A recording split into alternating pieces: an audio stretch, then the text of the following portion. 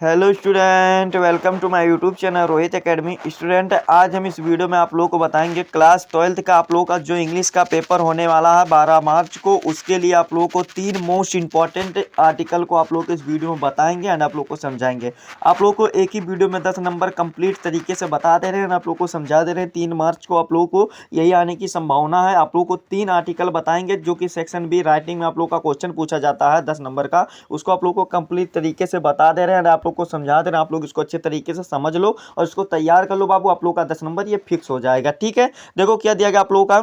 ये section B में आप लोग का राइटिंग करके आएगा, यानी कि आप लोगों का इसमें ऐसे क्वेश्चन दिया जाएगा कि right an article on any one of the following topics in about 100 से कितने वर्ड्स में लिखना है, 100 से 150 वर्ड्स में, यानी कि 150 वर्ड्स में आप लोगों को लिखना है, जो कि 10 नंबर का ये क्वेश्चन पूछा जाएगा। ठीक है, 3 आप लोगों का देखिए यहाँ पर बता रहे हैं, आप लोगों को एक अच्छे तरीके से यहाँ पर लिख दीजिएगा, वहाँ पर आप लोग का 10 नंबर मिल जाएगा। देखो क्या दिया गया आप लोगों का कि डिमेरिट्स ऑफ ड्यूरी सिस्टम, यानी कि क्या दहेज प्रथा के नुकसान क्या हैं, हमें ये बताना है। ये पहला आप लोग को टॉपिक पर बात करेंगे एंड आप लोग को आर्टिकल बताएंगे, लिखने का तरीका समझाएंगे। और जो दूसरा दिया गया science in the service of the mankind, यानी कि हमें ये बताना है कि मानव जाति की सेवा में विज्ञान की क्या भूमिका होती है, हमें ये बताना। ठीक है, ये बताना। और फिर जो तीसरा यानी कि सी वाला है कि unemployment in India and its solution दिया गया। सोल्यूशन यानी कि समाधान होता है, क्या होता है भारत में बेरोजगारी और उसका समाधान क्या है, इसको हमें बताना। ठीक है,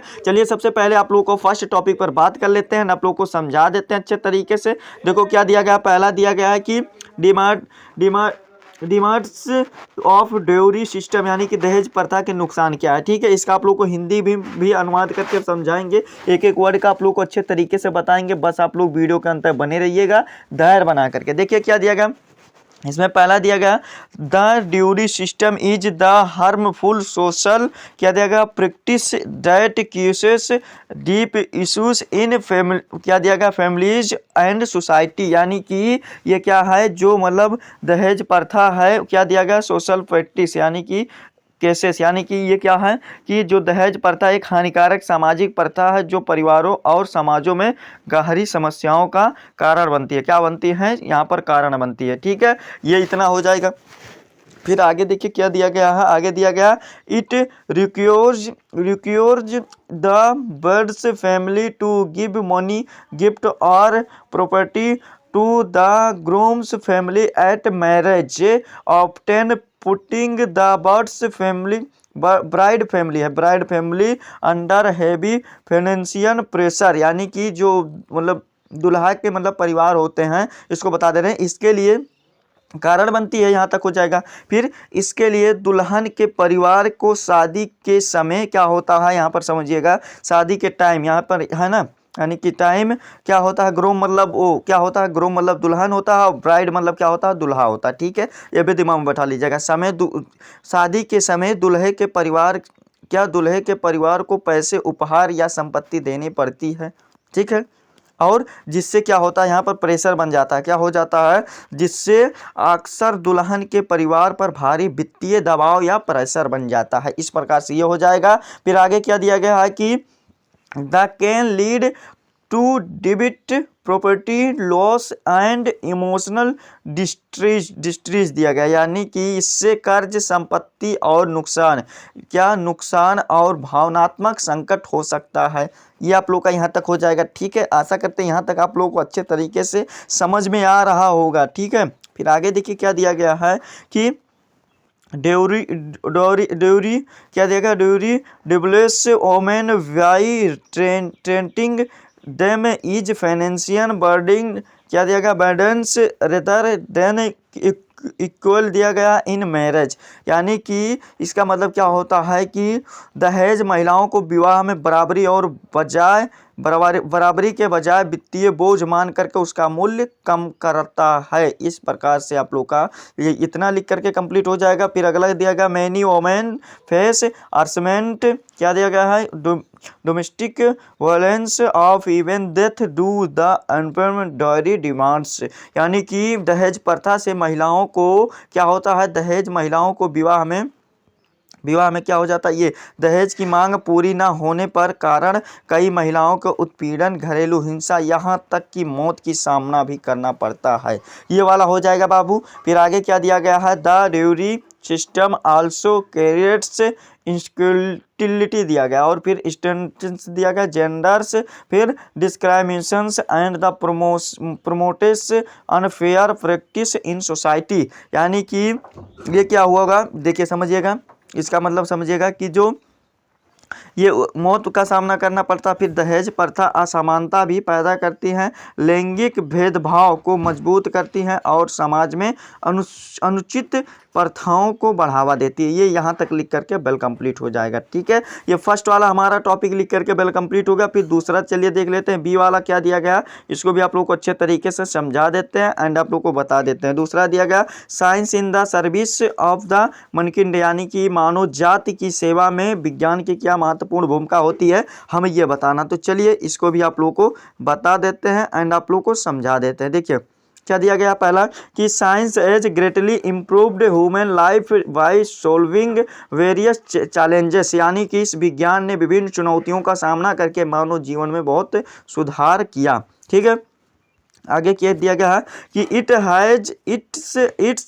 क्या दिया गया, it has made advancements in medical, क्या दिया गया है, और इसने चिकित्सा की प्रगति है। और फिर क्या है, कैरियजन डेडली डिजीजेज, यानी कि diseases and improving health care system, यानी कि यह क्या है कि घातक बीमारियों का इलाज किया और स्वस्थ सेवा प्रणालियों में सुधार किया। ये वाला हो जाएगा। फिर आगे दिया गया, साइंस हैज आल्सो, क्या दिया गया है कि contributed to the agriculture by increasing food productions through modern farming technique, क्या दिया गया, टेक्निकल्स दिया गया, यानी कि टेक्निक्स क्या क्या है, तकनीक, ये हमें बताना। ठीक है, तो ये हमारा है। तो यानी कि इसका हिंदी क्या होता है, समझिएगा कि यहाँ पर इसका हिंदी यही होता है कि स्वस्थ सुधार किया और आधुनिक कृषि टेक्निकल दिया गया ना, तो आधुनिक कृषि तकनीकों के माध्यम से खाद्य उत्पादन में वृद्धि करके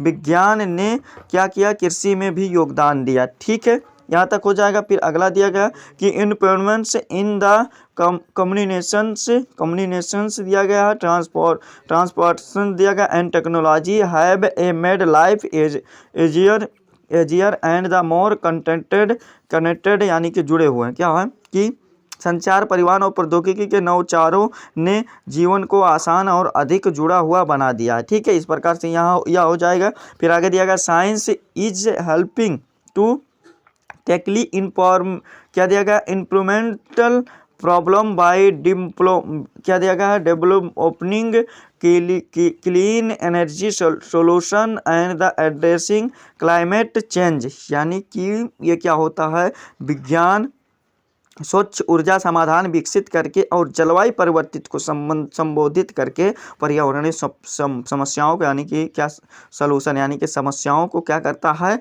सलूशन कर देता है, यानी कि निपटाने की मदद करता है, हेल्प करता है। ठीक है, ये वाला हो जाएगा। फिर आगे दिया गया है कि in every aspect of life science service mankind by improving health comfort and the, क्या दिया गया यहाँ पर कि sustainability making the world a better place, यानी कि इसका क्या मतलब होता है, जीवन के हर पहलू में विज्ञान स्वस्थ, आराम और स्थिरता में सुधार करके मानव जाति की सेवा करता है, जिससे दुनिया एक बेहतर जगह बन जाती है।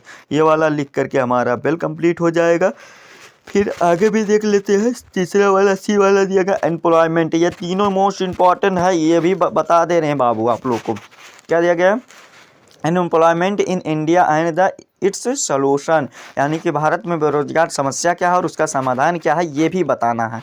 ठीक है, तो इसका आप लोग को देख लीजिए, यहाँ पर दिया गया है क्या, इसको बता देते हैं कि unemployment in India is the growing issue affecting millions specially the youth, यानी कि जो भारत में बेरोजगारी एक बढ़ती हुई समस्या है जो लाखों लोगों खासकर युवाओं को प्रभावित कर रही है। इफेक्टेड है ना, यानी कि प्रभावित कर रही है। ठीक है, आगे क्या दिया गया, फैक्टर्स लाइक ओवर पॉपुलेशन, क्या दिया गया, population, outdated education system and a lack of skills contributed to the problem.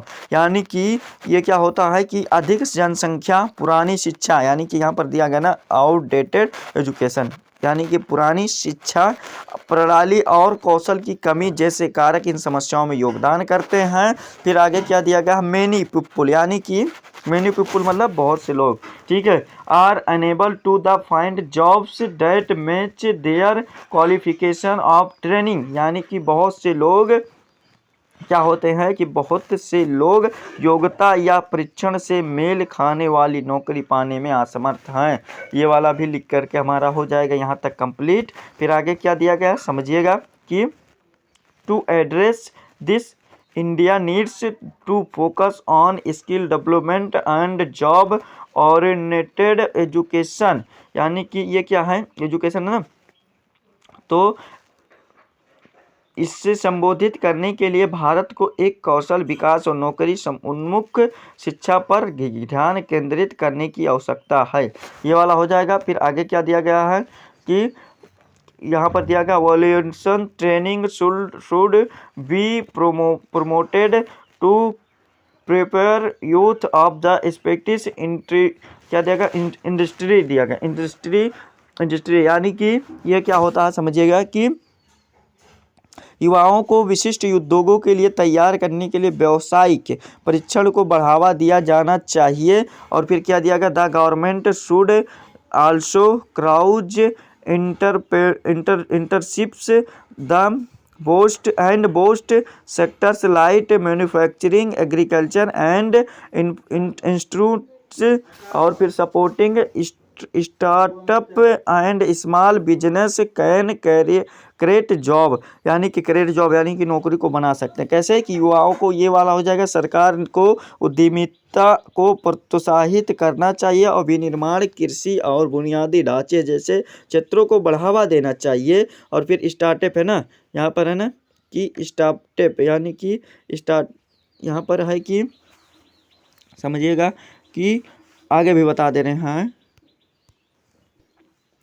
और स्टार्टअप यहाँ पर है ना सपोर्टिंग, यानी कि स्टार्टअप क्या होता है, और छोटे व्यवसाय को समर्थन करने के रोजगार उत्पन्न हो सकते हैं। ये वाला हो जाएगा। फिर आगे क्या दिया गया है कि additionally rural development and the investment in technology, और फिर driven institutes and the curricular for solving employment in India, यानी कि ये क्या है कि इसके अतिरिक्त भारत में बेरोजगार को हल करने के लिए ग्रामीण विकास और प्रौद्योगिक संचालित उद्योगों में निवेश महत्वपूर्ण है। ये वाला भी लिख करके हमारा कंप्लीट हो जाएगा। तो यही आप लोगों का 3 मोस्ट इंपॉर्टेंट था जो कि इस वीडियो में कंप्लीट एंड आप लोग को अच्छे तरीके से समझा दिए एंड आप लोग को बता दिया। आप लोगों को ये हमारा प्यारा सा लवली सा वीडियो कैसा लगा है कमेंट करके जरूर बताइएगा। हाँ, अगर आप हमारे चैनल पर नए हो तो चैनल को बाबू आप लोग सब्सक्राइब कर लीजिएगा, बेल आइकन को भी दबा दीजिएगा। और आप लोग वीडियो को शेयर नहीं करते हो तो इस वीडियो को क्लास 12 के यानी कि क्लास 12 के जितने भी स्टूडेंट होंगे उनके पास शेयर करके जरूर पहुंचा दीजिएगा। ठीक है, चलिए हम आप लोगों से मिलते हैं नेक्स्ट वीडियो में नेक्स्ट टॉपिक के साथ। तब तक के लिए जय हिंद, जय भारत, वंदे मातरम।